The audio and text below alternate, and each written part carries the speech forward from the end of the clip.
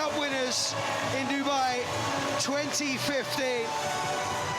I guess the day after winning a tournament, and I suppose it's the same for everyone in the background here, that having breakfast you're pretty shattered. 2 days takes its toll, and you don't really, doesn't matter how good you are at your time management. Head coaches get pretty particular about a lot of things, so you spend a lot of time analysing. You probably go to bed very late, get up very early, smash the espressos, and then by the time you wake up in the morning, you feel pretty tired, and you don't necessarily feel elated. I don't think we showed New Zealand as much respect after the whistle in the semi-final. Certainly not what I'm about. I don't think it's what any of my management or our team should be about. I look at the New Zealand team of about 4 or 5 years ago that went that 46-47 game winning run. This team has the potential to do that, but based upon yesterday, that's not going to happen if they continue to just get a little bit carried away with themselves. So I love a lot of our boys to death, and I'll do a lot for them, but I think they need to have a bit of perspective. Like a coach, bird's eye and worm's eye. I think they're little worms at the moment. They need to get a bit of bird's eye view and see how perhaps other people might be talking about them now. I don't think it will all be in beautiful terms. We need to earn a bit of respect off the field next week. Our kickoffs, a very technical area of the game, we absolutely dominated. We broke a world record in the first day, 9 different try scorers in a sevens game.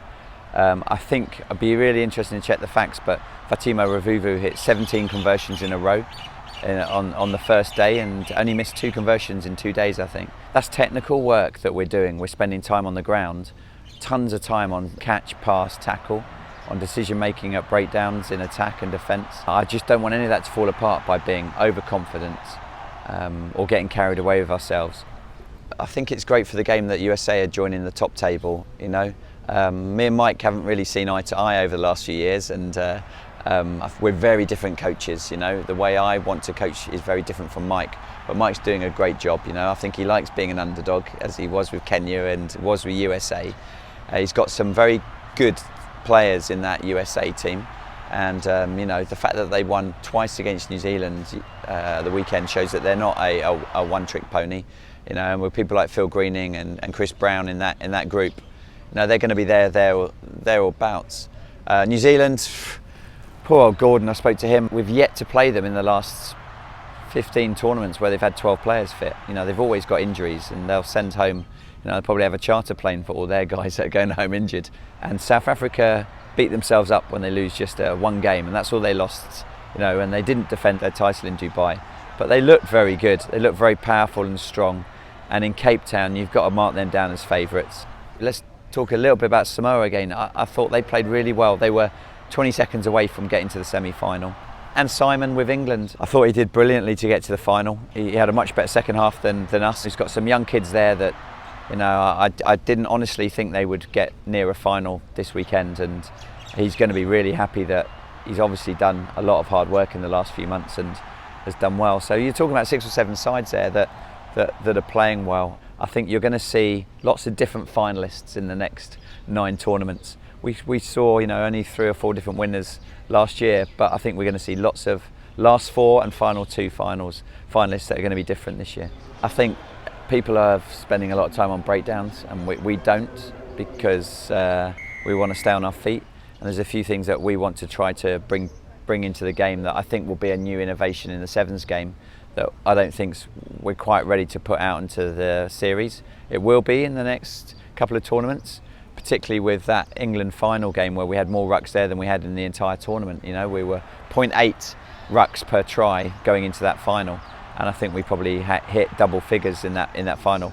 And they stole nearly all of our rucks. I mean, we looked like school kids going into breakdowns. They were just winning balls for fun.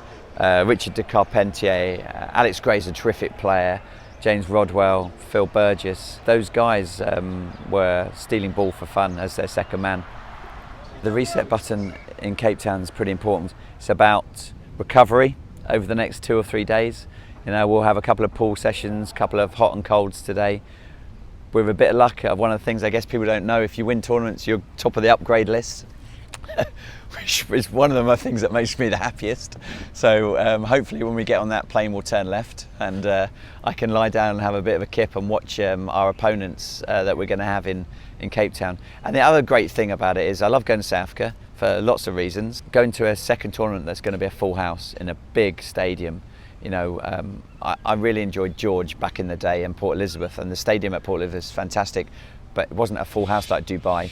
Cape Town's going to be a party, and to have back-to-back big ticket events, I expect some surprises next week. I think teams are going to find it hard to back it up.